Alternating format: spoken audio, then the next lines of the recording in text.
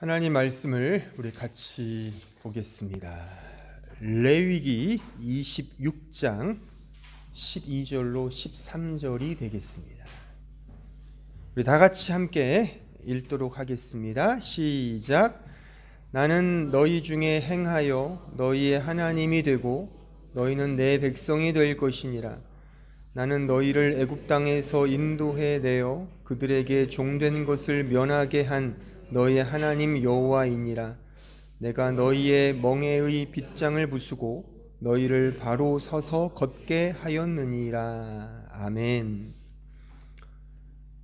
새해를 맞이하여 여러분들과 함께 좀 더 집중하여 공부하고자 하는 주제가 제가 오늘부터 몇 주에 걸쳐서 준비한 율법과 복음의 관계라는 이 테마입니다. 오늘은 좀 개괄적인 차원에서 이 부분을 설교할 것이고 다음 주부터는 좀 더 구체적인 강론에 대한 부분들을 생각해 보면서 성경 전체를 제가 율법과 복음의 관계를 통해 설명해 드리고자 합니다. 율법과 복음이라는 이러한 개념은 상당히 중요한 그런 단어이고 개념입니다. 왜냐하면 이 율법과 복음이라는 이 개념 속에 성경 전체가 다 아우러져 있기 때문입니다. 성경은 크게 구약과 신약으로 되어 있죠. 제가 이런 표현을 종종 쓰는데, 만약 이 신구약, 그러니까 구약 성경을 압축해 넣고 쫙 짜면 딱 떨어지는 단어가 있는데 그게 바로 율법입니다. 동일하게 신약 성경을 압축해 놓고 막 쫙 짜면 딱 떨어지는 단어가 바로 복음인 것입니다. 그만큼 이 율법과 복음이라는 이 단어와 개념은 매우 중요합니다. 그래서 이 구약을 대표하는 율법이란 무엇인가의 질문과 신약을 대표하는 이 복음이란 무엇인가를 질문을 던지고 이해하는 것은 상당히 중요한 겁니다. 그리고 이 율법과 복음의 이런 관계를 우리가 이렇게 생각해 보는 것도 매우 중요한 이 기독교 신앙의 가장 본질적인 이해라고 이렇게 말할 수가 있을 것입니다. 여기서 한 걸음 더 들어가서 만약에 그러니까 이 구약을 대표하는 율법과 신약을 대표하는 이러한 복음을 이제 믹서기에 넣어서 실행 버튼을 이렇게 누르면 거기서 결국 갈려지는 게 있거든요. 그 갈려져서 나오는 게 뭐냐면 다들 짐작하시겠지만 그게 바로 예수 그리스도다, 그겁니다.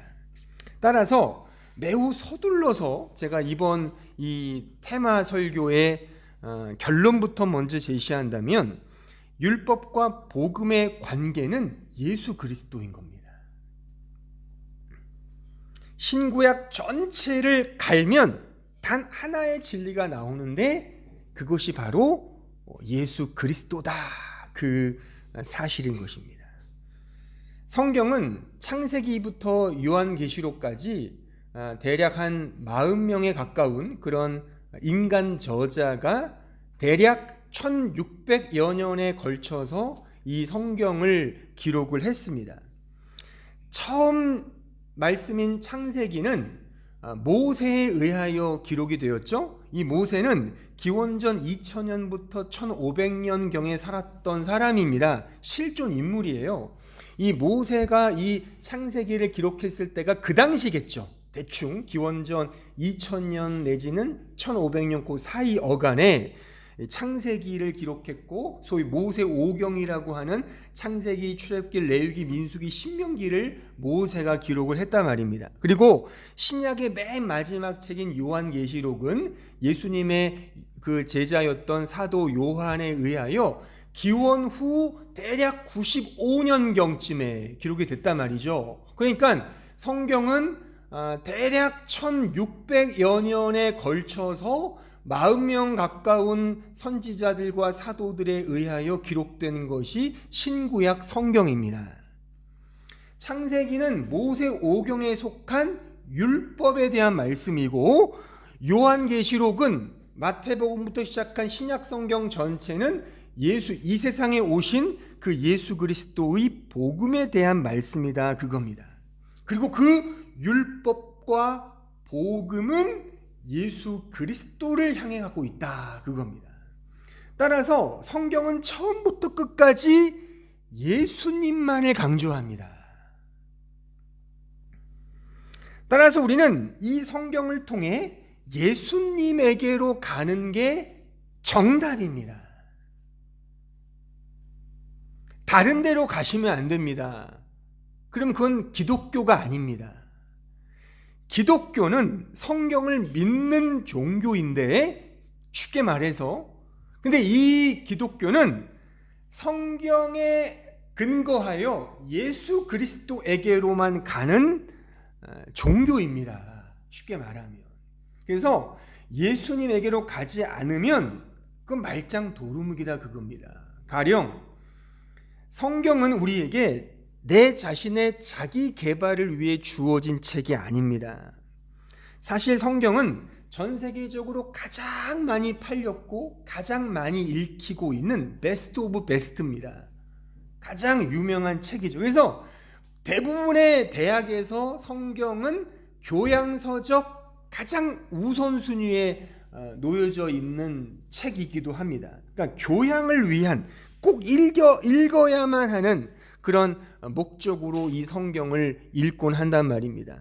하지만 그런 목적으로 주어진 책이 성경이 아닙니다.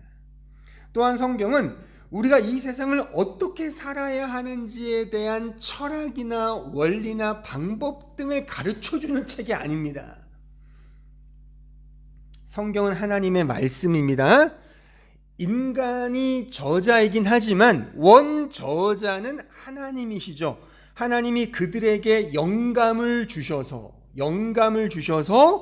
성경을 기록한 하나님의 말씀이 바로 우리가 지금 보고 있는 이 성경, 바이블, 이 스크립처라 말입니다. 그러니까 이 성경은 근데 오직 예수 그리스도만을 드러내고 있고 예수 그리스도에 관한 진리만을 우리에게 가르쳐주고 있고, 그 예수 그리스도와 그의 진리를 담아내기 위한 방식으로서 구약은 율법이라는 개념으로, 신약은 복음, 유앙겔리온, 복음이라는 개념으로 그걸 동원하여 기록했다는 사실입니다. 율법은 무엇을 하고 하지 말라는 계명입니다. 쉽게 말해서 십계명이 율법이죠. 십계명. 그러니까 첫 인간 아담에게는 어떤 율법을 주신 겁니까? 선악과를 먹지 말라. 이게 율법이에요. 그러니까 복음은 사랑입니다. 사랑. 십자가에 나타난 사랑. 그게 복음이에요. 또한 그 복음을 근거로 하여 너희도 이처럼 서로 사랑해가 바로 복음입니다. 자, 하지만 잘 들으세요. 이제부터. 하지만 율법의 목적은 그 계명을 지킴의 유무에 있지 않습니다. 그리고 복음이 말하는 사랑은 그 사랑 자체가 복음의 목적이 아닙니다. 율법의 목적은 명령형으로 주셨지만 율법의 지킴의 유무가 아니라 우리에게 오신 임마누엘 하나님, 그 예수 그리스도가 율법의 목적이고, 복음의 목적 역시도 단순히 사랑 그 자체가 목적이 아니라 우리를 위해 십자가를 지신 그 예수 그리스도가 복음이다, 그겁니다. 이런 의미에서 율법은 왜 예수님이 필요한가? 라는 질문을 던질 수 있고 또 그 질문을 던지게 하는 겁니다. 율법의 기능 중에 왜 예수님이 필요한가? 복음은 왜 예수님만이 유일한가? 이 질문을 던지는 게 복음의 기능적 역할인 겁니다. 다시 말하면 전자, 즉 왜 예수님이 필요한가는 그리스도의 필연성을 말하고 왜 예수님이 유일한가는 그리스도의 절대성을 말하는 거예요. 그러니까 율법은 그리스도의 필연성을, 복음은 그리스도의 절대성을 드러낸다 그겁니다. 다시 말하면 은혜의 필연성, 은혜의 절대성이라는 요 표현이 바로 율법과 복음의 관계다. 그리고 제가 이걸 이제 앞으로 몇 주에 걸쳐서 성경 전체의 그런 사건과 내러티브를 통해 하나하나 제가 설명해 드리려고 합니다. 그리고 이러한 필연성과 절대성은 강조컨대 하나님만이 이 모든 것을 행하시고 이루신다는 그의 영원한 의지를 의미합니다. 이 하나님의 영원한 의지를 다른 말로 뭐라 그러죠? 이 의지를 가리켜 하나님의 언약이라고 말하는 거예요. 언약. 바로 오늘 읽은 본문의 말씀이 언약입니다. 자, 오늘 본문을 다시 한번 보십시오. 나는 너희 중에 행하여 너희의 하나님이 되고 너희는 내 백성이 될 것이니라. 나는 너희를 애굽 땅에서 인도해 내어 그들에게 종된 것을 면하게 한 너희 하나님 여호와이니라. 내가 너희의 멍에의 빗장을 부수고 너희를 바로 서서 걷게 하였느니라. 요 짧은 구절에 언약의 본질과 언약의 내용이 다 담겨져 있습니다. 언약의 본질은 여기에 행하여라고 번역된 할라크란 단어에서 찾을 수 있고, 언약의 내용은 여기 나와 있듯이 나는 너희의 하나님이 되고 너희는 내 백성이 된다. 요게 언약의 내용이에요. 언약의 본질은 할라크, 행하여의 단어에 함의되어 있고, 언약의 내용은 나는 너의 하나님, 너는 내 백성. 요게 내용입니다. 언약의 내용. 그러니까 언약은 그 테스터먼트, 약속입니다. 또 프로미스, 약속. 이거 어려운 한자로 언약이라고 하는 거죠. 근데 여기에 이 할라크라고 번역된 이 할라크, 행하여로 번역된 할라크란 단어는 이게 동행하다란 뜻입니다. 원래 동행하다. 동행하다라고 말하면 신약 성경 무슨 단어가 떠오릅니까? 페리파테오. 이것도 신약의 동행하다란 헬라어 단어예요. 그러니까 이 할라크와 페리파테오란 단어를 히브리어 헬라어의 요 단어를 우리나라 한글 번역은 행하다로 번역을 했어요. 물론 잘 의역을 했지만 원래 이 단어의 뜻은 동행하다란 뜻입니다. 그러니까 하나님이 주체가 되어 동행해 주시는 겁니다. 이게 언약인 겁니다. 그러니까 언약은 하나님이 직접 행하시는 겁니다.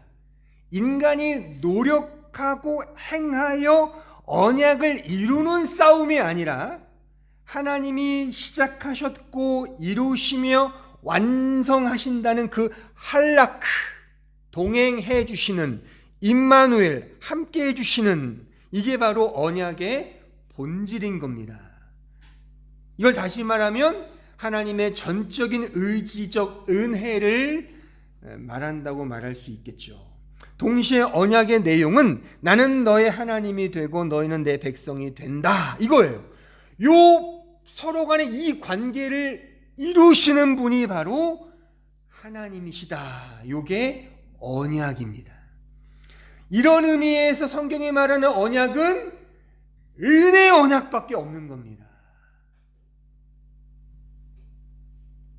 교리적으로 행위 언약, 은혜 언약 그렇게 가르치긴 하는데, 물론 그런 면을 무시하는 건 아니겠으나 그 행위의 언약도 은혜의 언약인 겁니다.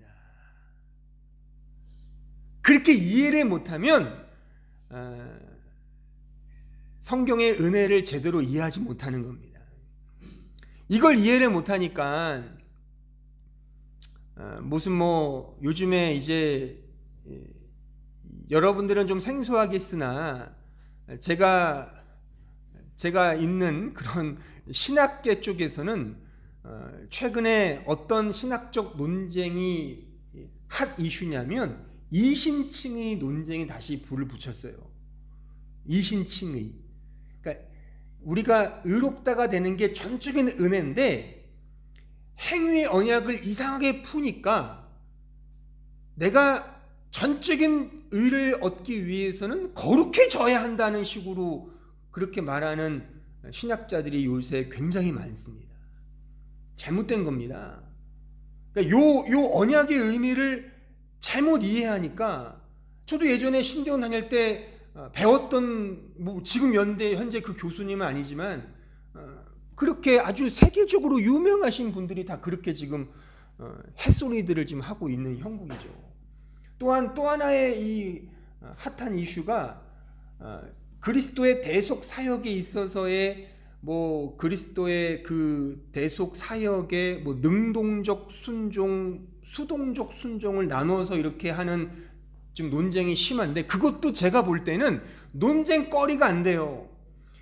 언약을 은혜로 풀면 되는데 행위의 언약을 자꾸만 근거하여 뭔가를 내세우려고 하니까 그런 논쟁에 빠진다고 저는 보는 겁니다. 따라서 성경이 말하는 언약은 은혜밖에 없습니다. 정리하자면 언약은 하나님이 우리와 할라크 동행하여 그는 우리의 하나님이 되어주시고 우리는 그의 백성이 되게 만들어주시는 그 하나님의 결연한 의지가 언약이고 이 일을 위해 하나님이신 그분이 직접 인간의 몸을 입고 이 세상에 오신 겁니다. 그리고 그가 직접 우리를 위해 십자가에 달려 죽으셨죠. 결코 신은 죽을 수 없는 존재인데 죽었다 말입니다. 신이. 이건 대단한 사건입니다. 그 죽음을 깨고 부활하셨죠. 또한 지금도 여전히 성령을 통해 우리와 함께 계십니다. 할라크, 페리파테오, 동행하십니다. 이러한 언약을 이루시는 분이 하나님이시고 그 이루시는 그 맥락을 구약은 율법이라는 개념으로 신약은 유앙겔리온, 복음이라는 개념으로 우리에게 맞추셔서 설명해 주고 계신다 그겁니다. 율법은 그래서 왜 하나님이 인간에게 오셔야만 했는지를, 복음은 왜 하나님만이 절대적으로 유일한지를 보여주는 성경의 설명인 것입니다. 이렇게 놓고 보면 사실 율법과 복음은 같은 겁니다. 제가 예전에 이런 종종 질문을 받았었어요. 로마서 강의할 때 제가 율법은 굉장히 이렇게 막 나쁜 놈으로 막 치부하고 복음만 이렇게 하니까 소위 이제 너무 율법을 이렇게 좀 나쁘게 보는 거 아니냐라고 얘기하는 그런 질문을 제가 종종 받았었는데 한 200편 가까이 제가 설교하면서. 근데 제가 그렇게 설교한 이유는 사도 바울의 맥락의 설명을 하기 위해서 그렇게 한 겁니다. 실제 로마서의 진술의 흐름이 율법과 복음을 이렇게 대조해 설명을 하잖아요. 하지만 엄밀히 전체를 보면 율법도 복음이고 복음도 율법인 겁니다. 다른 게 아닙니다. 그래서 제가 로마서 강해를 하면서 나중에 좀 때가 오면 율법과 복음에 대해서 좀 이렇게 좀 아주 좀 분명하게 좀 설교를 좀 더 해야 되겠다 싶어서 제가 이제 로마서 강해 끝나고 제가 창세기 강해하기 전에 이 부분을 제가 좀 짚고 넘어가려고 이렇게 준비를 미리부터 좀 한 겁니다. 어떻게 보면 로마서 강해의 그 속외편이라고 할까요? 그 원외편이라고 할까요? 그렇게 제가 미리 준비한 것이고, 한번 요걸 잘 들으시면 성경의 전체 맥락을 이해하는데 큰 도움이 되리라 그렇게 생각을 합니다. 어쨌든 율법과 복음은 같은 거고, 그 율법과 복음이 언약의 하나님을 지시하고 있고, 그 언약은 결국 예수 그리스도를 가리키고 있단 말입니다. 요게 율법과 복음의 관계예요. 그래서 모든 성경은 예수 그리스도로 풀려야 하고 풀어야 옳은 겁니다. 다르게 이해하거나 풀면 안 됩니다. 예수님으로 가야 합니다. 이 부분을 제가 이제 하나하나 좀 설명해 드릴 것이고, 오늘은 좀 맛보기로 구약과 신약 한두 군데만 제가 인용해 보려고 합니다. 자, 성경에 보면 아까 제가 이제 설명드릴 때 좀 언뜻 설명해 드렸는데, 율법이 처음 등장한 장면이 바로 선악과 이야기거든요. 자, 창세기 2장 16절에 가보겠습니다. 여호와 하나님이 그 사람에게, 아담이죠, 명하여 이르시되 동산 각종 나무의 열매는 네가 임으로 먹되 선악을 알게 하는 나무의 열매는 먹지 말라. 이게 율법이에요. 내가 먹는 날에는 반드시 죽으리라. 가장 먼저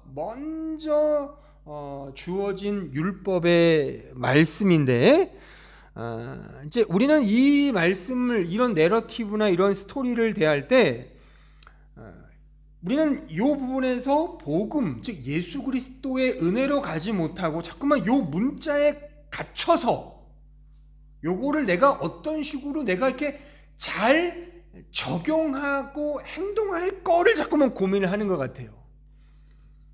그렇게 성경을 보시면 안 됩니다.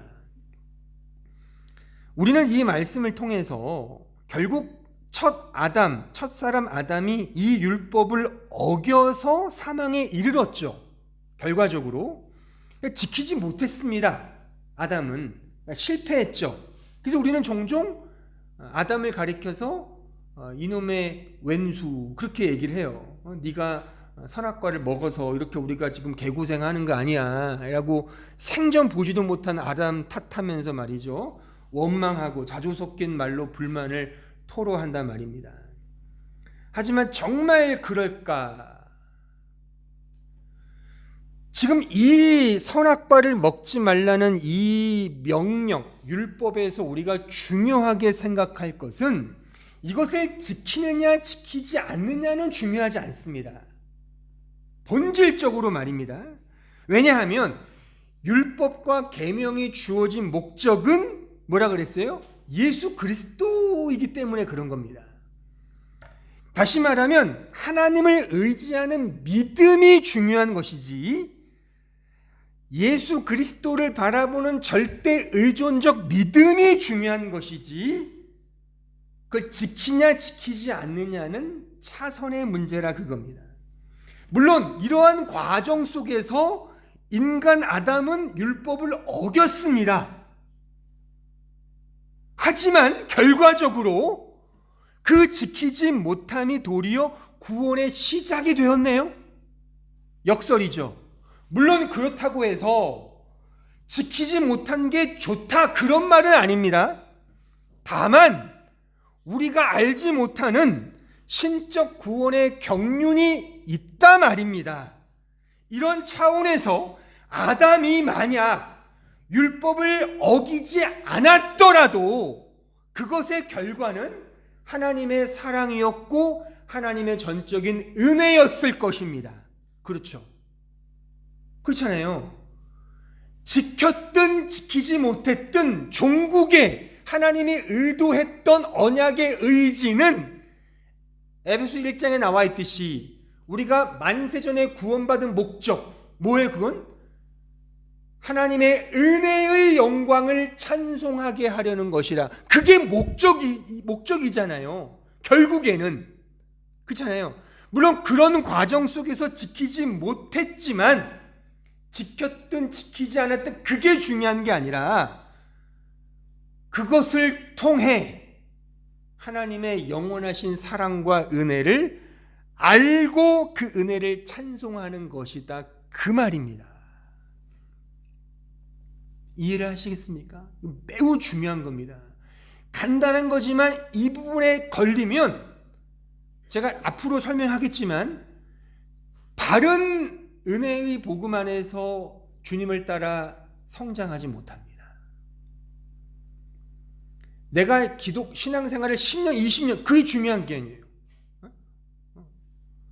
적게 믿었어도 이 부분을 정확히 알면 됩니다. 재차 강조하지만 구약에 등장하는 율법은 명령형으로 지켜라, 지키지 하지 말라, 명령형으로 주어졌지만 그 자체가 지킴의 유무가 목적이 아닙니다. 따라서 선악과의 먹지 말라의 금지의 말씀을 지키려고 하는 차원으로 우리가 적용해서는 안 됩니다. 그것을 통해 하나님의 은혜와 그리스도의 필요성으로 이해하면 that's okay. 그게 정답입니다. 그렇게 가지 못하고 이 본문 말씀을 통해, 이 이야기를 통해 아이고 이 죽일 놈의 이 아담 어떻게 선악과를 먹었어? 난 결코 안 먹을 거야. 나는 결코 아담처럼 하나님의 말씀을 허투루 듣지 않고 정말 기깔나게 순종하고 지킬 거야로 가면, 자기 힘으로 뭔가를 행하려고 하면, 그래서 발품 팔고 바느질 하려고 하면 그게 타락이고 죄다, 그겁니다. 그래서 성경에 이런 말씀이 있는 것이고, 이것과 대조적으로 우리는 그래서 발품 팔고 바느질 해야 되는 것이 아니라 그리스도의 십자가의 은혜, 그 피 묻은 옷이 정말 필요하구나를 알면 된다, 그겁니다. 그래서 이런 말씀이 있는 거예요. 창세기 3장 7절 보세요. 이에 그들이, 타락 이후에요, 선악과를 먹은 이후에요, 눈이 밝아자 자기들의 벗은 줄을 알고 무화과 나무 잎을 엮어 언더라인 치마로 삼았더라. 여기에 엮어라고 번역된 히브리어 단어가 타파르거든요. 타파르가 sew together, sew, 바느질하는 거예요. 함께 바느질. 그러니까 아담과 이브가 함께한 것 같아요. 함께. 그러니까 서로 공모하여 자기 스스로의 힘으로 뭔가를 하려고 했단 말이죠. 인간의 수고와 노력을 상징하는 단어인 겁니다. 율법이 도모하는 건 이게 아니라는 거예요. 하지만 타락한 인간은 하나님 없이도 뭔가를 할 수 있다는 인본주의. 반면에 우리는 여기로 가야 돼요. 3장 21절, 여호와 하나님이 아담과 그의 아내를 위하여 가죽옷을 지어 입히시니라. 지어 언더라인. 지어의 히브리어 단어가 아사예요. 아사. 메이크 동사, 아사 동사, 유명한 단어예요. 아사, 메이크 동사. 뭐뭐 하신다. 그러니까 성경은 의도적으로 타파르와 아사를 대조하여 율법에 참된 가치를 지금 우리에게 가르쳐주고 있는 형국인 겁니다. 선악과의 말씀은 이거를 설명해 주는 겁니다. 이런 맥락에서 기독교의 본질은 신자와 교회가 하나님 없이 전혀 죄를 짓지 않는 것이 아니라 역설적이게도 오히려 죄를 짓지만 하나님만을 꼭 붙드는 것, 이게 기독교입니다. 다시 말합니다. 하나님 없이 깨끗하게 죄 안 짓는, 그게 기독교의 본질이 아닙니다. 기독교는 죄를 짓지만, 실수하지만, 넘어지지만 예수님만을 꼭 붙드는 거, 이게 기독교입니다. 신약의 복음으로 가볼까요? 자, 신약의 복음. 제가 복음을 뭐라 그랬어요? 사랑이라고 했죠? 사랑의 대표적인 말씀, 요한복음 3장 16절 보십시오. 하나님이 세상을 이처럼 사랑하사 독생자를 주셨으니 이는 그를 믿는 자마다 멸망하지 않고 영생을 얻게 하려 하심이라. 복음은 사랑입니다. 하지만 잘 들어보세요. 성경이 말하는 사랑은 예수 그리스도예요. 예수님이 사랑이고 사랑이 예수님이고 그 예수님이 복음이고 복음이 예수님인 거예요. 같은 말이에요, 다. 따라서 예수님 없는 사랑은 기실, 사실 사랑이 아닌 겁니다. 제가 지난 해죠, 벌써 작년 성탄 시즌에 일반 은총을 좀 누려야 하지 않을까 싶어서 제가 넷플릭스에서 영화를 한 편 봤어요. 딱 보니까 영화가 하나 딱 떠올랐더만요. 그래서 물론 이제 그 광고가 나와서 한번 어떤 건지 봐야 되겠다 싶었던 영화인데, 그 영화가 마리아라는 영화예요. 마리아. 그러니까 성탄 시즌이기도 하고 또 마리아, 예수님 낳는 이야기니까 뭐 어떤가 좀 제가 좀 일반 은총을 누리기 위해서 한번 지켜봤는데, 그러니까 예수님이 이 세상에 오신 그 성탄의 실제성을 마리아의 시선에서, 마리아의 관점에서 아주 흥미롭게 풀어낸 영화였습니다. 영화의 영상미도 꽤 괜찮았어요. 한번 뭐 넷플릭스 보시는 분들은 한번 나중에 시간 되시면 보세요. 근데 그 영화의 마지막 대사가 제 눈에 들어왔어요. 마지막 대사가 마리아의 독백이었거든요. 그녀가 뭐라고 말을 하면서 영화가 딱 끝맺히냐면 Love will save the world 였어요. Love will save the world. 사랑이 세상을 구원한다. 사랑이 세상을 구원한다. 그 대사를 제가 듣고 한참 딱 멈추고 한참 생각에 잠겼습니다. 이런 느낌적인 느낌을 가졌습니다. 물론 저는 그 영화 자체만을 봤어요. 뭐 그 이후에 영화의 감독이나 그 시나리오의 의도나 어떤 특징에 대해서 제가 찾아보지 않았기 때문에 이런 저의 평가가 좀 서두르는 감도 없지 않아 있다고 생각이 들지만, 목사로서까지는 기본적 상식선에서 이런 생각이 들었습니다. 그 마지막 대사에서 풍겨지는 소위 그 영화가 말하고자 하는, 이 기독교를 대변하여 말하고자 하는 정서가 고스란히 담겨져 있다라고 저는 좀 생각을 했습니다. 그건 뭐냐면, 이 시대는 하나님보다는 세상의 보편적 가치를, 예수님보다는 사랑과 평화를, 성령님보다는 개인의 맑은 정신, 깊은 정신, 자기 극기를 가능케 하는 자기 존재성과 가치성을 더 선호한다는 사실입니다. 그래서 그리스도, Christ saves the world가 아니라 Love saves the world로 의도적으로 그렇게 쓴 거예요. 제 평가는 그렇습니다. 원래 그리스도가 세상을 구원한다가 맞잖아요. 근데 사랑은 세상을 구원한다는 식으로 보편적 정서를 기반으로 하여 기독교를 설명하려고 했다, 그겁니다.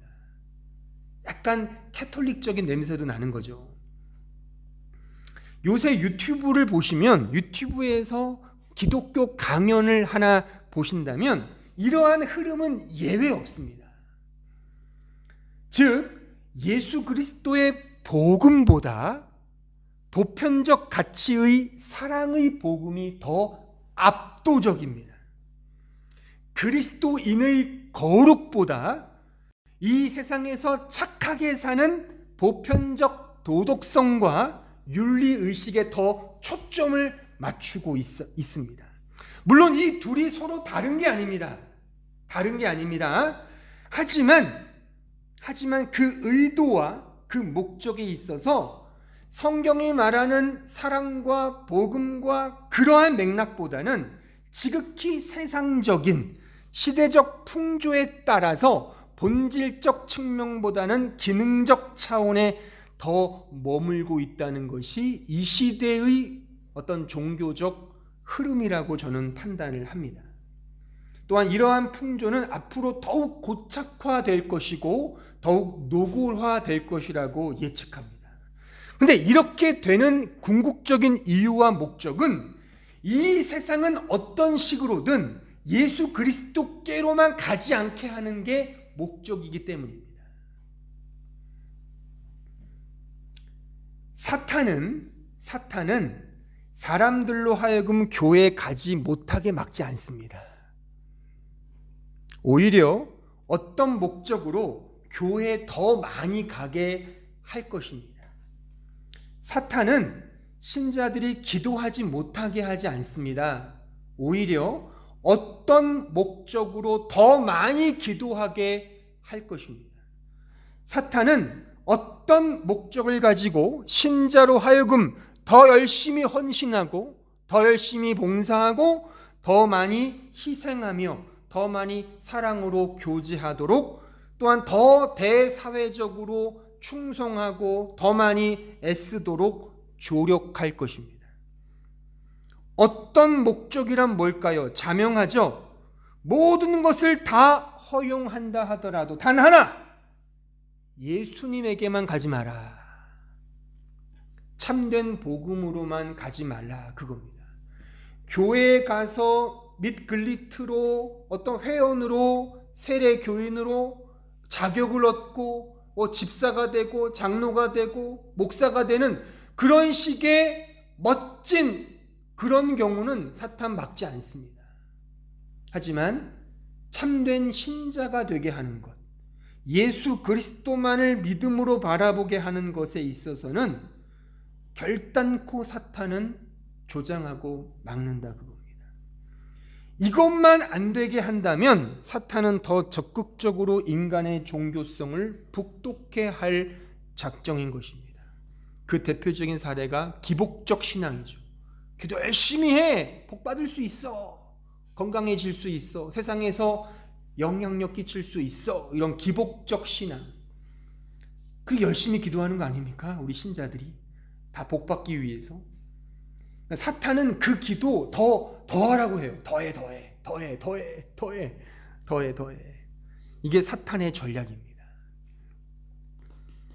이런 식의 논리로 보자면 사실 우리는 좌절하거나 초조해할 필요가 없습니다. 다시 말하면 요새 이렇게 뉴스를, 제가 연초에 또 뉴스를 보니까, 기독교 신문 이렇게 뉴스를 보니까 전 세계적으로 기독교, 특히 개신교 수가 엄청 줄었어요. 그리고 또 며칠 전에 어떤 설문조사를 보니까 개신교를 신뢰하느냐라는 그 질문에 그 고등 종교 중에 꼴등입니다. 개신교가 1등이 불교고 거의 2등이 천주교가 거의 비등해요. 거의 20-30%. 이제 개신교는 10%대예요.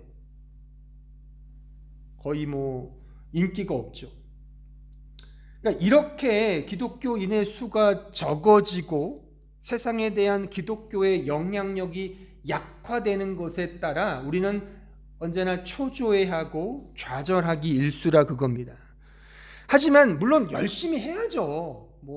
근데 그 인기 없는 대표적인 예가 너무 부정부패를 한다는 거예요. 말도 안 되는 거죠. 기독교가 반성하고 회개해야죠. 근데 그런 차원이 아니라 단순히 그냥 숫자가 줄거나 영향력이 약화된다는 것 때문에, 다시 말하면 쪽수가 줄어들고 그만큼의 세력이 약화된다는 것 때문에 무서워하거나 쫄면 그거는 기복적인 전제가 깔려있는 잘못된 신앙관인 겁니다. 쫄립니까, 여러분들? 그런 거 볼 때마다 무서워하거나 쫄 필요 없습니다. 오히려 참된 본질에 대한 경각심을 갖는 게 더 중요합니다. 다시 말하면 나는 정말 예수님을 제대로 알고 잘 믿고 있는가? 다시 말합니다. 나는 정말 예수님을 잘 알고 예수님을 잘 믿고 있는가? 이 부분에 대한 경각심. 이 시대의 기독교는 예수 그리스도의 그 율법과 복음을 얼마나 잘 깨닫고 있는가? 여러분들이 진짜 참된 신자라면 사랑하는 친구들에게, 어떤 지체들에게 정말 예수님의 참된 복음을 전해주기 위해 노력해야지, 단순히 다른 것으로 우리가 신경 쓴다면 그것은 무슨 의미가 있겠습니까? 이런 질문 앞에 우리는 우리 자신을 돌아봐야 하는 것입니다. 히브리서 12장 1절 이하를 보십시오. 이러므로 우리에게 구름같이 둘러싼 허다한 증인들이 있으니 모든 무거운 것과 얽매이기 쉬운 죄를 벗어버리고 인내로써 우리 앞에 당한 경주를 하며 믿음의 주요 또 온전하게 하시는 이인 예수를 바라보자. 그는 그 앞에 있는 기쁨을 위하여 십자가를 참으사 부끄러움을 개의치 아니하시더니 하나님 보좌 우편에 앉으셨느니라. 너희가 피곤하여 낙심하지 않기 위하여 죄인들이 이같이 자기에게 거역한 일을 참으신 일을 생각하라. 여기에 1절 하반절에 죄를 벗어버리고 그 다음에 인내로써 경주하며 등의 이런 말씀들은 제3자의 어떤 죄를 말하는 것이라기보다 내 안에 있는 세상적 죄의 요소를 의미하는 겁니다.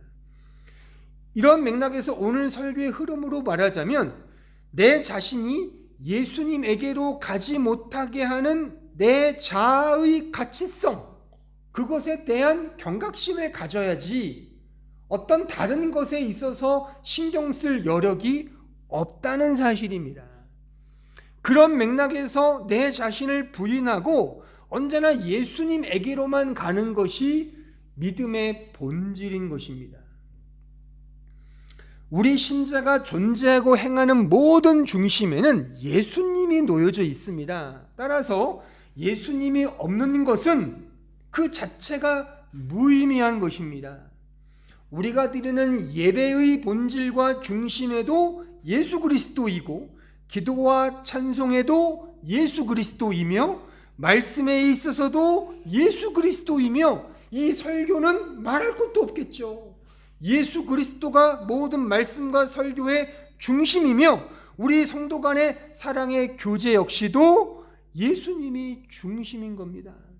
교회에서 섬기고 봉사하고 애쓰는 모든 직분의 역할, 그것도 예수님이 중심인 겁니다. 요한복음 4장 24절에 보면 예배하는 자는 영과 진리로 예배한다라는 말씀이 있어요.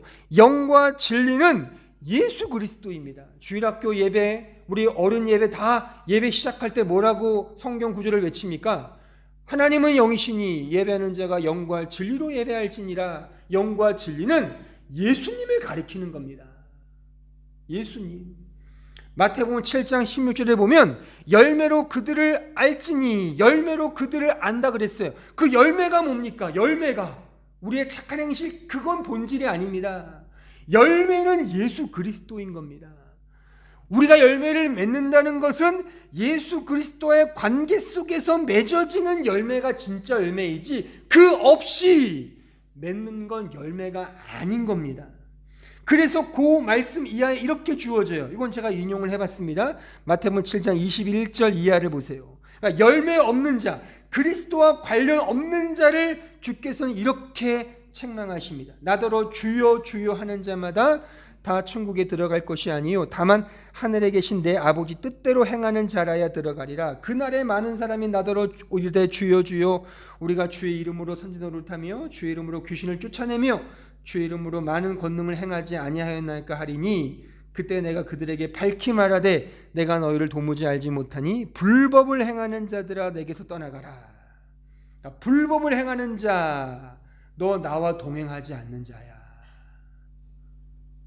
떠나가라. 하나님의 뜻대로, 아버지 뜻대로 행한다는 것은 예수님과 관계를 가진 자를 말하는 것이고 그 관계가 없으면 도로함이 타버린 겁니다. 요 관계를 강조하게 그 다음에 이어지는 말씀 속에 예수님을 반석이요라고 말씀을 하는 겁니다. 반석, 그 반석은 예수님입니다. 고린도전서 13장 1절 이하를 한번 보세요. 내가 사람의 방언과 천사의 말을 할지라도 사랑이 없으면 소리나는 구리와 울리는 꽹과리가 되고, 내가 예언한 능력이 있어 모든 비밀과 모든 지식을 알고 또 산을 옮길 만한 모든 믿음이 있을지라도 사랑이 없으면 내가 아무것도 아니요 내가 내게 있는 모든 것으로 구제하고 또 내 몸을 불사르게 내줄지라도, 희생이죠. 전적인 희생이에요. 내줄지라도 사랑이 없으면 내게 아무 유익이 없느니라. 이 말씀을 어떻게 이해하십니까, 여러분들? 정말 사랑이 없으면 아무것도 아니랍니다. 근데 보세요, 여기 다시 보세요. 3절만 보세요.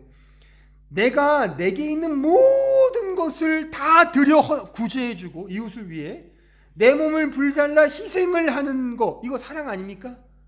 이게 사랑이잖아요.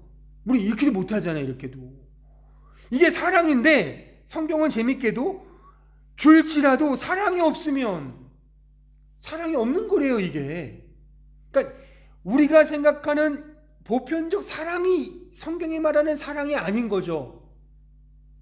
이 사랑은 예수님입니다. 예수님.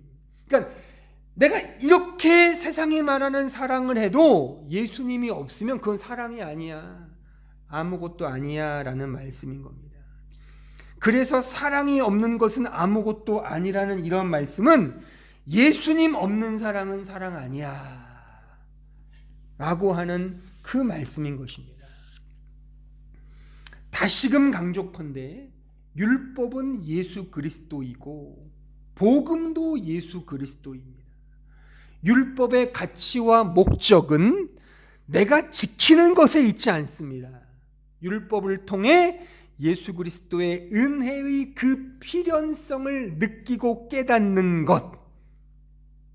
만약 예수님 없이 율법을 지키려 하면 그게 율법주의입니다.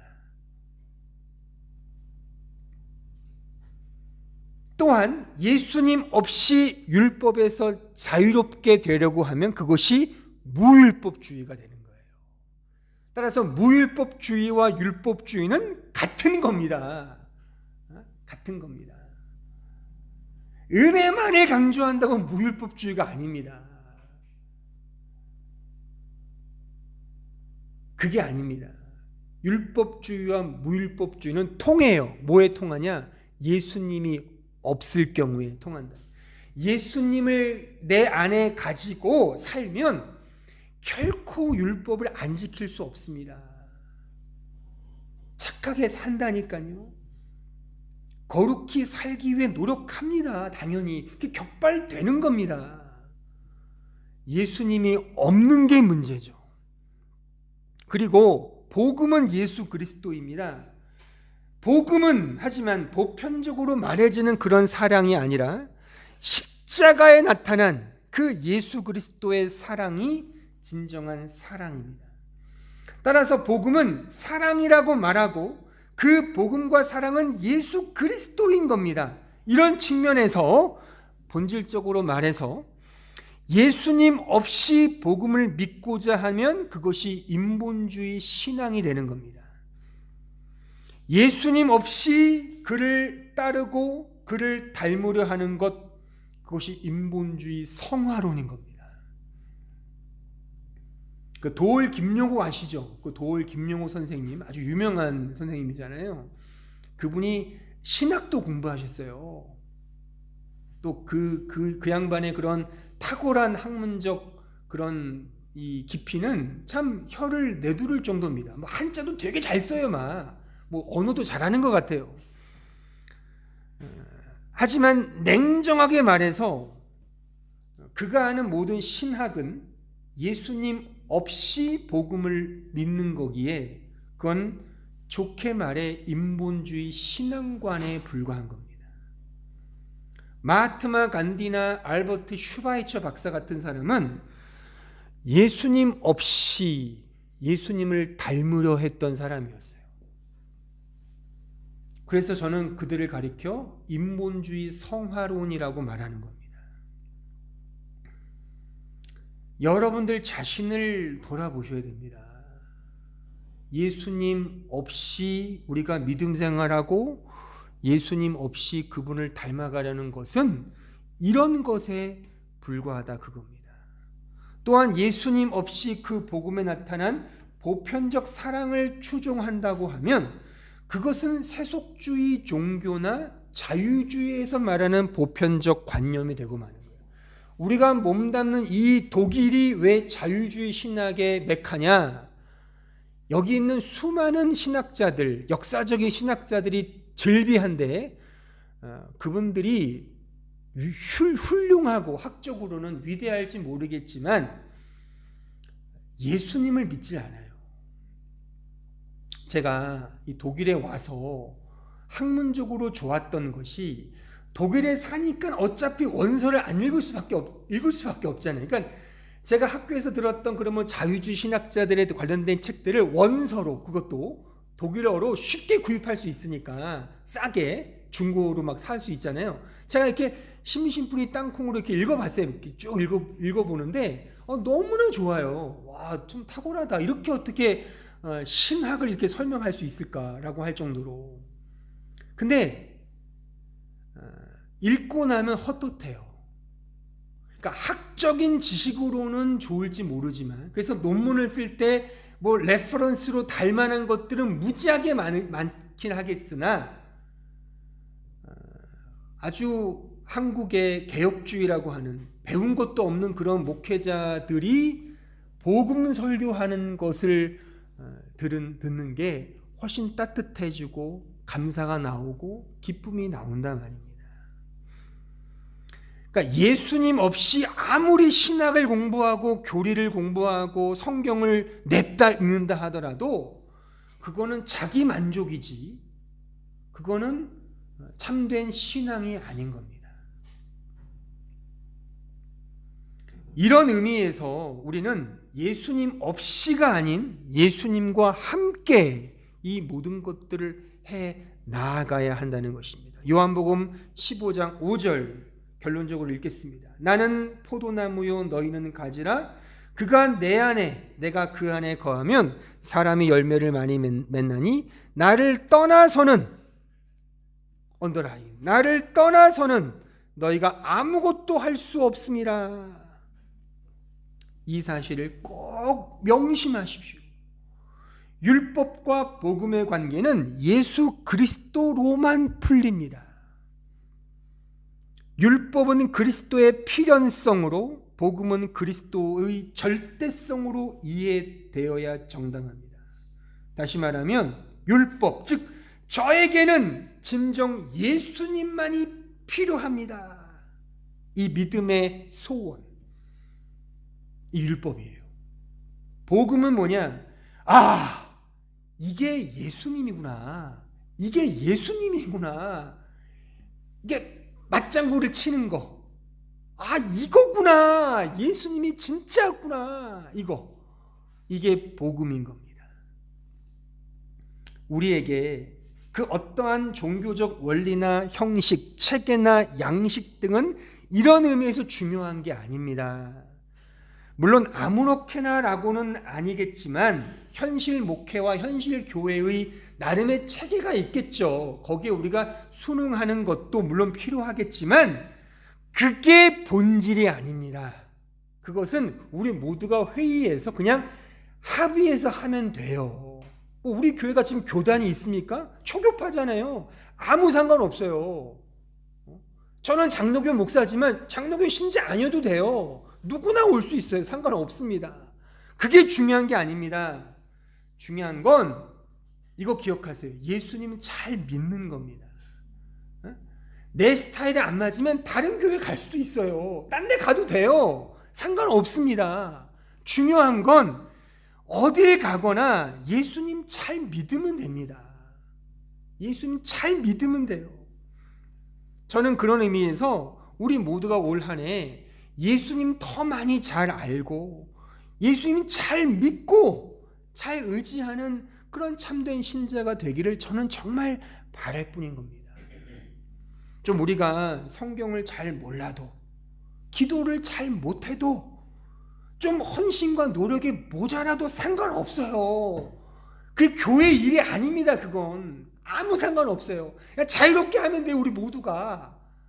그런 거는 저는 잘 몰라서요. 아예 상관없어요. 그냥 하면 돼요, 아무렇게나. 법칙도 없고 원칙도 없어요. 그런데 우리가 만들면 됩니다. 중요한 건 예수님 잘 알고 예수님 잘 믿으면 됩니다. 성경은 우리가 무엇을 하느냐의 문제를 말하지 않습니다. 그게 중요한 게 아니라 내가 어떤 존재냐를 근본적으로 묻고 이해하는 것입니다. 그 본질은 예수 그리스도인 겁니다. 그분이 나의 인생에 정말 절대적으로 필요한 존재구나. 그분만이 필연적 구원자이시구나를 아는 것. 그렇다고 거창하게 고백하고 눈물 뿌려 기도하라는 게 아니에요. 작지만 내 마음에 그런 조그만한 마음이 문득문득 생기는 거, 그게 시작일 수 있습니다. 눈에 보이지 않는 하나님 우리가 어떻게 믿어요? 제가 실제 고백하건대 제가 청년 때보다 지금 저의 믿음이 좋아졌느냐? 전 그렇게 보지 않습니다. 솔직히 제가 고백하는 거예요. 연초에 제가 거짓말 하겠습니까? 제가 제 자신의 꼬라지를 볼 때 저의 믿음은 점점 하락세인 것 같아요. 왜? 옛날에는 정말 엄청나게 기도했고 엄청나게 열심을 했거든요. 뭐든지. 그러니까 지금 열심히 안 낸다는 건 아닌데 내 마음속에 지금 예수님을 아는 그것이 너무 타성에 젖은, 너무나도 습관에 젖은 게 아닌가. 하나님을 믿고 있다는 것이 내 안에 그 어떠한 감각이 없다면 그거는 이미 문제가 있는 거 아닙니까?